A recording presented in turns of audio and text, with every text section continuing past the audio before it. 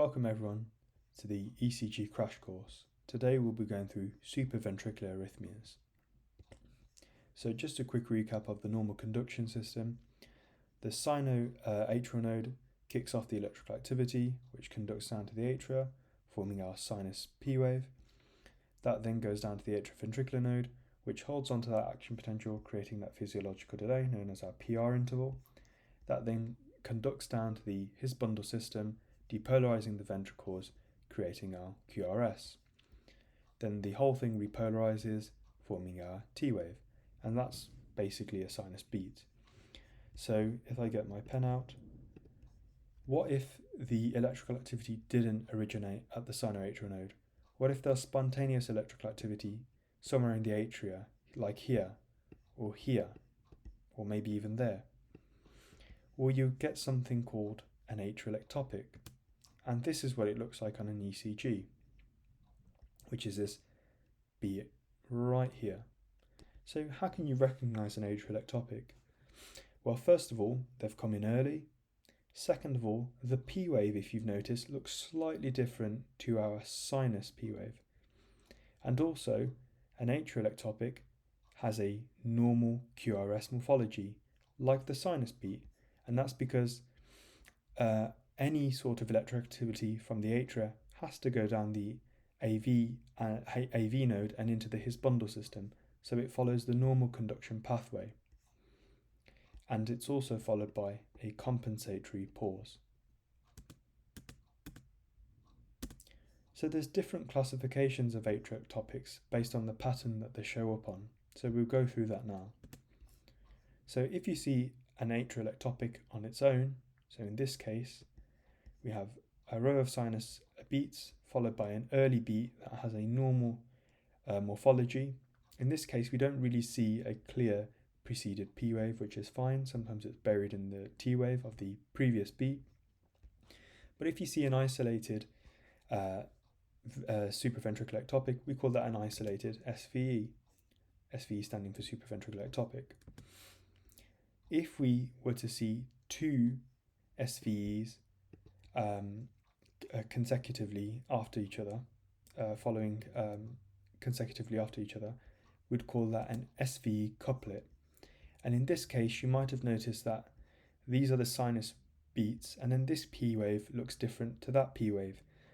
So this is likely two different atrial ectopic foci that are firing one after the other in a couplet pattern. And then sinus rhythm takes over again. If we were to see three SVEs occurring one after the other, we would call that an SVE run. So anything that's greater than two ectopic beats occurring together, in this case it's three, but it could be 4 or 5 or 6 or 7, that would be called an SVE run. If an SVE run is particularly long, then we might, and it's fast, then we might start to call it something else, which we'll look in the next slide. And that's called a supraventricular tachycardia, which basically just means a fast heart rate originating from the top chambers, and it's originating from somewhere other than the sinoatrial node, so some random foci in the atria. So features of supraventricular tachycardias that you need to be aware of is that they're fast, they're greater than 100 beats per minute by definition. In this case, this is very fast. They are consistently regular, so each R to R interval doesn't really vary much. They're fairly regular. And they usually have a narrow complex because, as I said earlier, anything from the top chambers has to conduct to the bottom chambers via the His bundle system. So unless there's a pre-existing bundle branch block, or there's something called an antidromic AVRT, which we'll explore later, supraventricular tachycardias are a narrow complex. And they're usually formed by a re-entry cycle, and we'll explore this later on. So there's two main types of supraventricular tachycardias you need to know. One is called an atrioventricular re-entry tachycardia, or AVRT for short, and the other one is called a atrioventricular nodal re-entry tachycardia, or AVNRT for short. And we'll explore these two things in the next couple of slides. So let's look at AVNRTs first. So what is an AVNRT? So before looking at the ECG, we need to understand how one is formed. So I'll begin to draw one out now. So what I'm drawing here is if we zoomed in at the intricacy of the atrioventricular node, which is that junction between the atria and the ventricles. So what I'm drawing here, at the top would be the atria. So this would be the atria at the top. Forgive my rubbish spelling, and the A looking like a 4. And then this at the bottom is all leading to the ventricles. So let's say that's his bundle and the ventricles, but let's conclude it to the ventricles. I'll put vent for ventricle. So the atrioventricular node has two main pathways. So this is the atrioventricular node. It has two main internal pathways within itself. It has something called the slow pathway, which I'll represent with zigzags. We'll call that slow.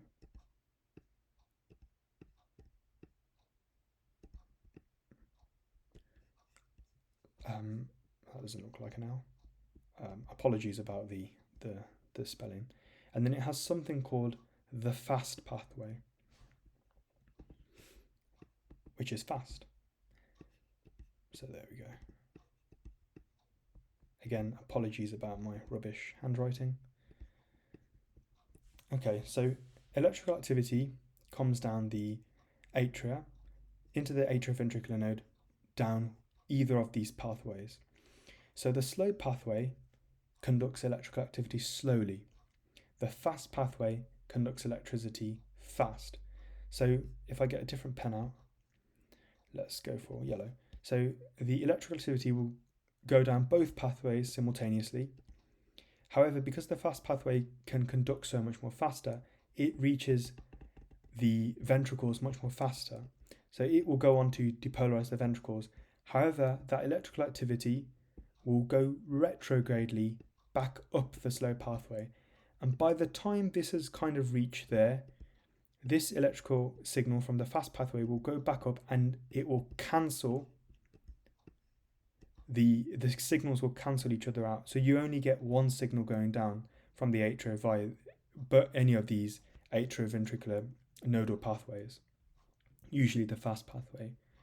But what you need to be aware of is that the repolarization phases for either of these pathways is different. So the slow pathway, even though it depolarizes slowly, actually repolarizes very quickly. And the fast pathway, even though it depolarizes very quickly, actually repolarizes very slowly. So they're kind of opposites for each other. And because of that, you can sometimes get AVNRTs forming, and we'll go through that now. I'll just quickly get my eraser out so you can explore that. So let's pretend that a sinus beat has come down the atria. We'll go for blue this time. Let's say that a sinus beat has come down the atria, has conducted down the fast and slow pathway. The fast pathway has obviously successfully gone down to the ventricles and has then cancelled out the beats at that was going down the slow pathway. And now the ventricles are in refractory, the fast pathway is in refractory, and the slow pathway has managed to now repolarize quickly because we said it repolarizes very fast. Now let's say in that time you had a supraventricular ectopic occurring. So one of those SVEs occurring early. We said that it's a beat that occurs early. So that comes down. It can't go down the fast pathway because we said that this is still repolarizing. So that's blocked. It will instead go down the ready slow pathway. So it will go down really slowly down this pathway. the bottom. By the time it reaches the bottom, it can go down the ventricles and depolarize them. So it will depolarize the ventricles. However, when it goes back, because that's conducted slowly, it's given enough time for the fast pathway to repolarize.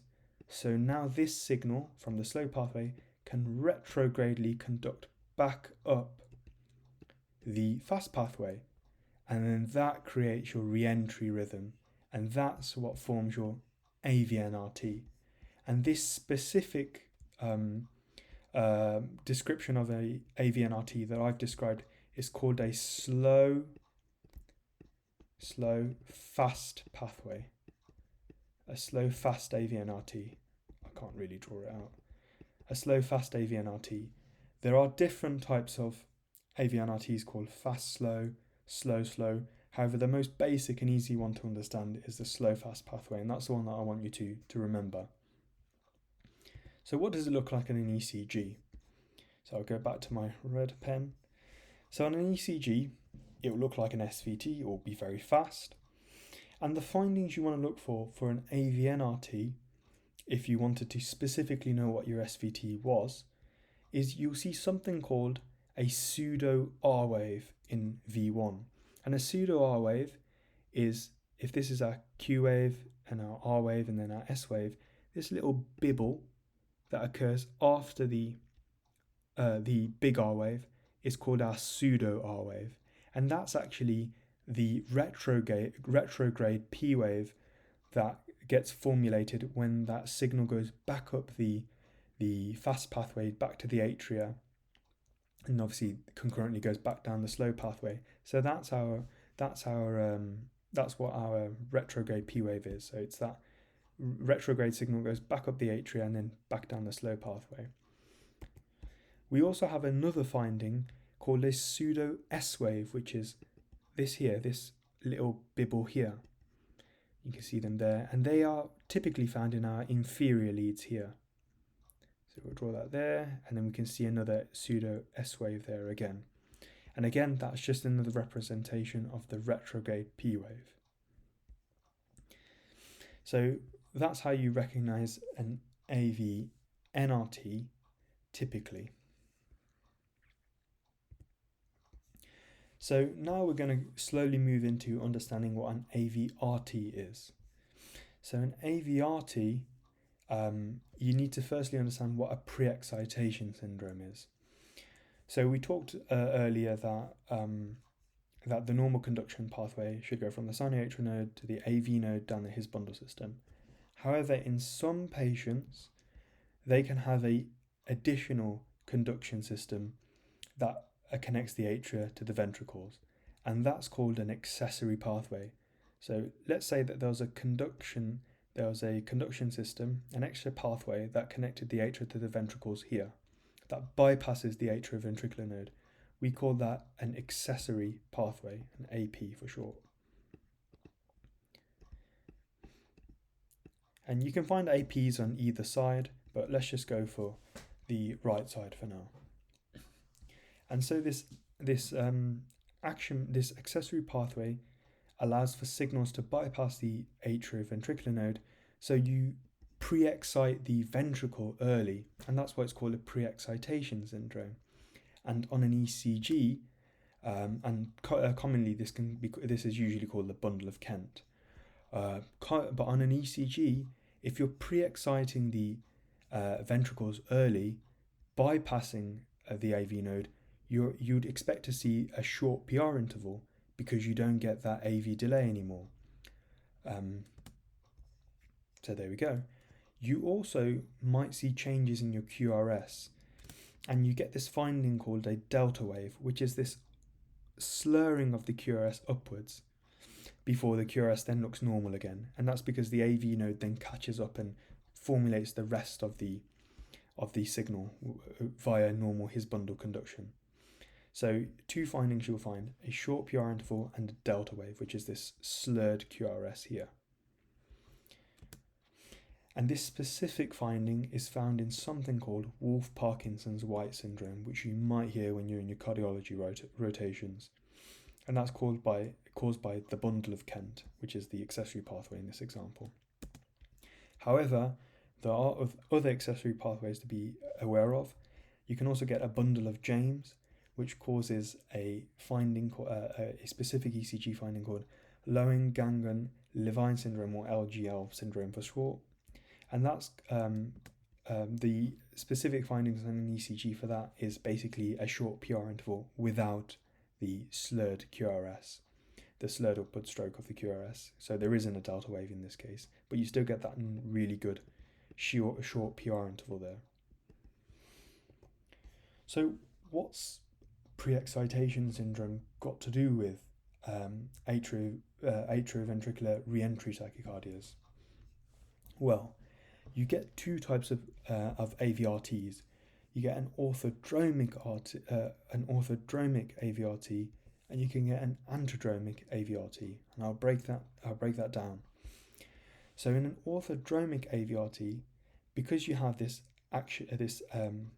accessory pathway here, you can get normal conduction.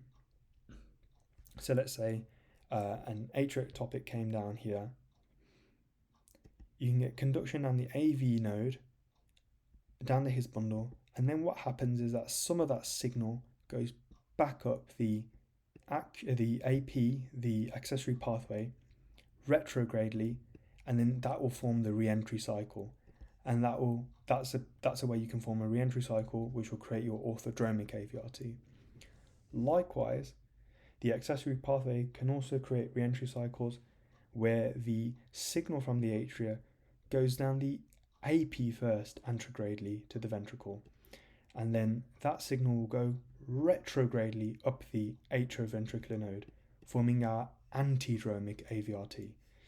So what I'm trying to show to you is that the problem with having an accessory pathway is it facilitates the existence of a re-entry cycle, which will create your supraventricular tachycardia. So how can you recognize an orthodromic AVRT from an ECG or an antidromic AVRT? So again, it looks like an SVT, it's fast, but the main finding that you won't find is trying to differentiate it from an AVNRT. So you may or may not see a pseudo S wave or an R wave. You might see a retrograde P wave here, which you can see nicely there, which is basically a P wave that comes after the T wave really closely. And you won't see that pseudo S wave. That's really the main way to identify an orthodromic AVRT. However, an antidromic AVRT it looks broad, it's fast, and it's very, very, very difficult to distinguish from a ventricular tachycardia. And if you don't know what a ventricular tachycardia is, watch the ventricular arrhythmia video. So that's the two main ways to identify antidromic AVRTs and orthodromic AVRTs by being able to differentiate them from AV-NRTs, and the fact that an antidromic AVRT is really a broad SVT, which is very difficult to distinguish from a ventricular tachycardia. So the next supraventricular arrhythmia, and probably the most common supraventricular arrhythmia you'll come across in clinical practice, is good old atrial fibrillation. So how can you recognize atrial fibrillation? Well, firstly, you won't see a clear P wave. So you can see these coarse sort of bumps in the isoelectric baseline, which might be perceived as a P wave, but there's no clear distinct bump which is what a P wave looks like. Instead, you see these things called fib waves, which are these coarse up and down scribbles. And the rhythm also looks irregularly irregular, which is when you have varying R to R intervals. So you can see here all of these R to R intervals are varying from one another. So that's the easiest way to identify atrial fibrillation. And why atrial fibrillation occurs is because, or why you see these fib waves, is because you're having random electrical activity, very erratic electrical activity in the atria. And you can go through the pathophysiology of it, with there being abnormal atrial substrates, which facilitate these atrial these really erratic signals. However, that's outside the scope of the video, so we won't go into all of that. But essentially, these random erratic atrial foci generate atrial rates of up to 200-300 beats per minute. Thankfully, that doesn't all conduct down the AV node, because our AV node, remember, creates physiological delays and has a limit to how much it will conduct at a time. But whatever signals it does allow pass creates that irregular rhythm. And also, a thing to mention is it's always good practice to comment on whether the ventricular response you're getting is fast, slow, or varying. In this case, I'd say this is a varying ventricular response, because it's neither fast or particularly slow. So the next atrial arrhythmia or supraventricular arrhythmia you should be aware of is atrial fibrillation's twin, which is atrial flutter. So atrial flutter again is abnormal electrical activity in the atria. However, it has a bit more of a pattern to it. And you can see this sort of sawtooth pattern on the baseline of the ECG. And we call these flutter waves. So again, flutter waves occur in quite a sort of a fast rate. However, all of that atrial activity doesn't conduct down. And again, the AV node will only let a certain amount of signal down to the ventricles. And so you might see a sort of an AV block associated with it, just purely physiologically. So in this case, the AV node has allowed 3 or potentially 4 flutter waves to not conduct down, but in here it's stopped 1, 2, 3, 4, 5 flutter waves from conducting. So this would be a 5-to-1 block, this would be a 4-to-1 block. That's just a feature seen in atrial flutter. For both for something to know about atrial fibrillation and potentially with atrial flutter as well is that patients usually need anticoagulating as well, because there's a risk of atrial thrombi forming in the atrial appendages, which can increase the risk of strokes. So another supraventricular arrhythmia to be aware of is something called multiple atrial ectopy. And what multiple atrial ectopy is basically what it says on the tin, really. You have multiple atrial ectopic foci firing in the atria all at random times. And the way to distinguish this from other atrial supraventricular arrhythmias is that the P waves vary from beat to beat. So this P wave looks like a different shape to that P wave, looks like a different shape to that P wave, looks like a different shape to that P wave. So you have basically a lovely assortment of P waves that is creating this irregular rhythm, and that's basically what multiple atrial ectopy is. So practice time. So for each of these ECGs, pause the video, see if you can work it out yourself, and then I'll pop the answer on and then we'll go through it. So feel free to pause the video. The answer is going to pop up in 3, 2, 1, 0. So this is an ECG that shows an SVT. It's likely an AVNRT going at a rate of 250 beats per minute if you worked it out. So why is it an AVNRT? So it's an AVNRT because we can see pseudo S waves in our inferior leads.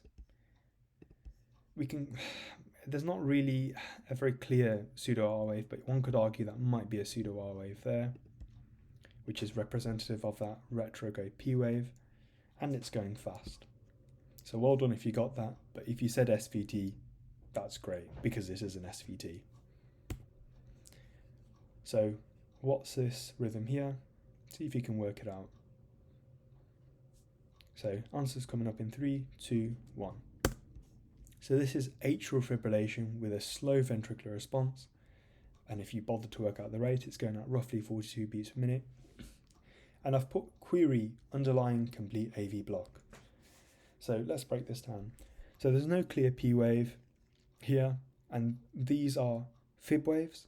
So the baseline is showing atrial fibrillation, And if we were to work out the rate, it's going really slow. It's a bradycardia. Now, I said to you earlier that atrial fibrillation is generally irregularly irregular. This is an example of atrial fibrillation where the R wave is very fixed if you bothered to look at it basically. If you see atrial fibrillation that's going very slow and has a very irregular R to R interval, question yourself as to whether this could be an underlying complete AV block. And if you don't know what complete AV block is, check out my AV block video. But essentially, there might be, the AV node isn't working, it's not conducting anything from the top to the bottom. And actually what's happened is that a slower hierarchy pacemaker somewhere in the ventricle or the junction has taken over to support the intrinsic rhythm of the heart. So if you ever see a slow atrial fibrillation that's very regular, ask yourself, is this a complete AV block? And could this be a patient that needs a pacemaker potentially? Of course, also review the medication. These patients tend to be on rate limiting medication, rate control as well, so check that as well. So feel free to pause the video, work out the ECG, and then I'm going to flash it up in 3, 2, 1. So this is sinus rhythm with an atrial bigeminy. So we can see a sinus beat here, followed by an early beat, another sinus beat, followed by an early beat, followed by another sinus beat, followed by an early beat. So there's a pattern to how the atrial ectopy occurs. Abnormal, normal, abnormal, normal, abnormal, normal. We call that pattern of abnormality and a bigeminal pattern. And because these are atrial ectopics, because they come from the top of the top chamber, we call this an atrial bigeminy. So thank you for watching the video. I hope you found it useful, and I'll catch you in the next one.